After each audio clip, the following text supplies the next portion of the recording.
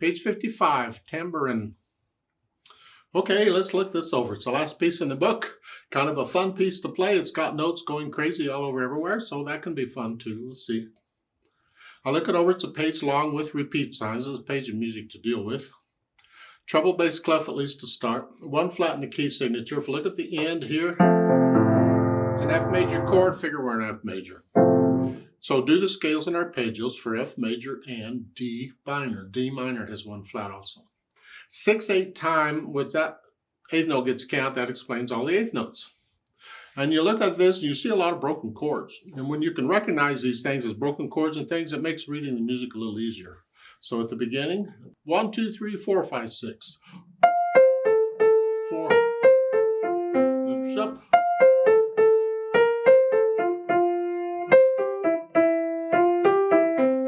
Yeah, measure 6, 4. That's just a broken C chord and his fourth finger on the E.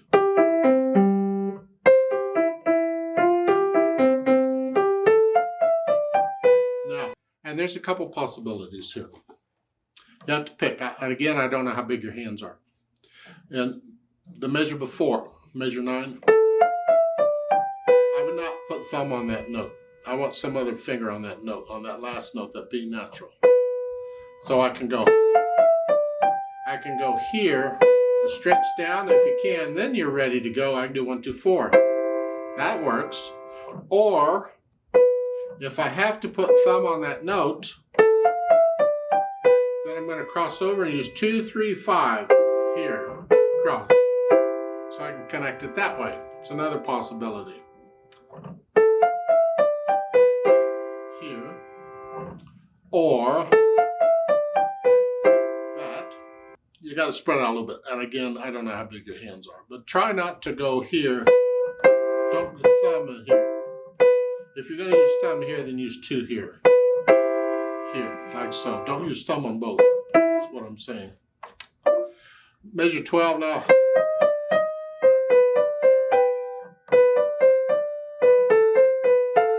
On measure 15. I need 5th finger for measure 16. So I need 4th finger in measure 15 here.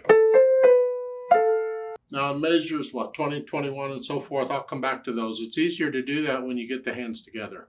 But the right hand's going to play, this is a measure 20, the right hand's going to play the B, the dotted half, the quarter note, and then the last 2 eighth notes. Like so, and then come up. So all the notes are in the bottom staff. The top staff's empty. So they do that sometimes. I have problems with it, but they're doing it okay. So you're playing the notes with the stems going up in the right hand on those. Yeah. Same thing in measure 22 and 23. You're playing here. You're playing the notes with the stems going up. Yeah. Left hand, we use broken octaves. And I suggest you get in the habit of accenting that on the 1, 2, 3, 4, 5, 6. Let the wrist collapse a little bit while you do this, and then go on. It helps to keep them even. Otherwise, they'll start getting off. Ugh. And again, on measure 19, it's, and then the measure 20, the left hand does the stems going down. So it's 1, 2, 3, 4, 5, 6, 1, 2. Measure 22, you're up here. 1, 2, 1. And when you have passages like in measure 24, 25, here, 24, here. If you can, use 2nd finger on that.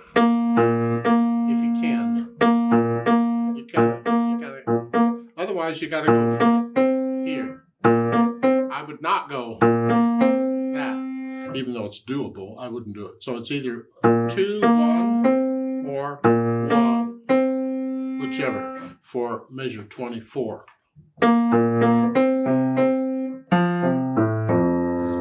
Tricky. Put the hands together and it's here.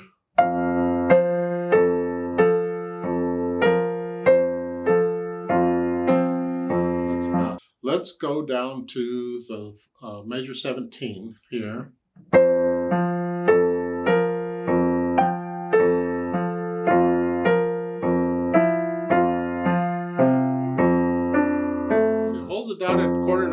they get 3 counts.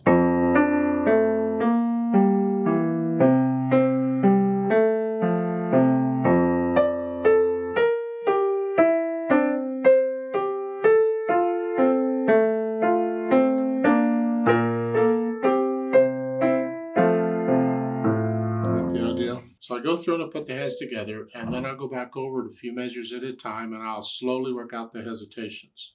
And once the hesitations are gone, I'll think about the articulation. In this case, there isn't any. You're pretty much going to connect it. If you can figure out where the phrases are, you can put those in. Lift up. Lift up. Lift up. Lift up. So it looks like every couple of measures or so is a phrase. And the left hand, I would just connect it.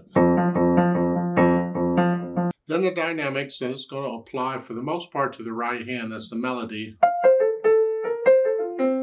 Problem is they don't give you any dynamics. So isn't that sweet? It's wide open. What do you want? You keep in mind back when this was written, they didn't put dynamics and articulation and stuff in the music. It was just notes and stuff like you see here. It was up to you to interpret it. So you experiment with it. A lot of times when you have the same passage repeated, like in measures 1 and 2, then again, well, the second time they would play it softer. It'd be like an echo. So you can try that. So it's sort of loud and then sort of soft. Come up, soft, no, whatever. That dynamic works sometimes. You can try putting in swells in places if you feel a swell, like measure 9.